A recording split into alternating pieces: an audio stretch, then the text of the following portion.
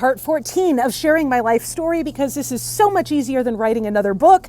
And here we go. So I had just gotten away from Martin, my pimp, and I'm like 18 years old. Joanna's 23. This is like mid to late 90s, like 96, I believe. Yeah, so it's late 96. I get away from Martin and I am just not even knowing how to do anything besides work.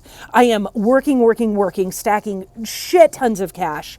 And my little sister, so my mom remarried, had my sister, and she was about to turn 4 years old. And my mom had been looking for me the entire time. She had had private investigators trying to find me. I have a whole stack of postcards. I was sending letters home. I was trying to keep her off my back, but they were looking for us. So Martin that's part of why he was moving me around, like as I put the pieces together later, was because she kept trying to find me. And it was not going well for her, but it was a constant harassment for him. So my sister's birthday is coming up and she's about to turn 4 years old.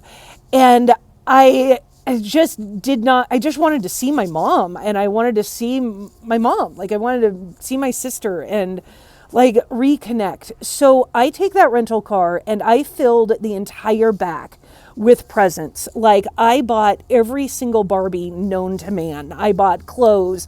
I bought clothes for my mom, for my stepdad. I bought clothes for everybody. Like I filled my entire car up with presents. And I drove back to Joseph, Oregon, where they were living, and I was partying so hard. But I came in and I happened to walk in. Now my mom had not seen me. I'd been gone. I was with Martin for like 14 to 15 months. And I had not seen her in easily like a year and a half to 2 years. And I show up in the middle of my sister's birthday party. Like talk about timing. And I am dressed to the hilt because, $3,000 suits. And they were the fun, flamboyant yellow and red and all the different colors. Like I fucking loved those clothes.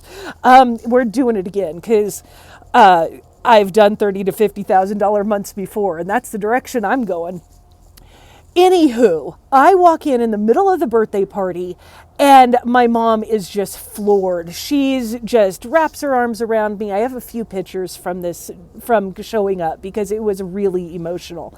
And I stayed there for a few days and just partied with my friends, hung out with my mom and my sister, and like I was just chilling. I was pretty high on life because very cocky because, I'm making shit tons of money, but they think I'm in construction. So I don't tell them any of this yet. My mom thinks I'm still doing like tile work because I was in the plastering and Job Corps. So the whole time she's thinking I'm doing tile work and like hanging sheetrock and shit. And here I am in suits. Oh, bless her soul. She was so naive. And so I have all this money and she's just like, oh, I'm so glad you're doing great. And that trip was really interesting because I did get revenge on my ex-boyfriend, the one who cheated on me from the car accident when I was 16, that dude. I ended up sleeping with both him and his fiance. And so that was pretty ornery of me. And that was wild. And then I also hit a deer in that rental car. And that was pretty terrifying. Fortunately, I bought the insurance. Always buy the insurance because it'll save your bacon. I went back home to another hotel back in Seattle and I went back to work. And I was just partying so hard. It was the 90s. By this point, I ended up getting an apartment. Actually, I did not get an apartment. I got a little house. Yeah, I did. Oh my goodness, epiphany right there. I went from the hotels that I was staying in because I ended up staying in this house for like 3 years. It was an adorable little 2-bedroom, 1-bath in Lake City, right behind the Walgreens on Lake City Way in Seattle, Washington. And the gal who I was working with, Stephanie, she lived right around the corner and her and I were like BFFs. But she just stayed home. She worked the phones 24 hours a day, 7 days a week for years. Talk about some serious fucking hustle. She always wore sweatpants. She saved everything. Her yard was full of money. She buried everything. She was paranoid as fuck, and I love that about her. But she was married to this construction dude, and her and I were just really good friends. She actually helped me at one point because I had a poltergeist in that house. That was really quite terrifying. There was some really wild woo-woo shit happening. Like, I was bringing in some crazy shit, and I had a mirror that was hung on the wall with a wire, and it was a super heavy mirror, and it was hung up with screws on the wire. That mirror came up off the wall, spun around, and fell on the floor face up and shattered. Like, what?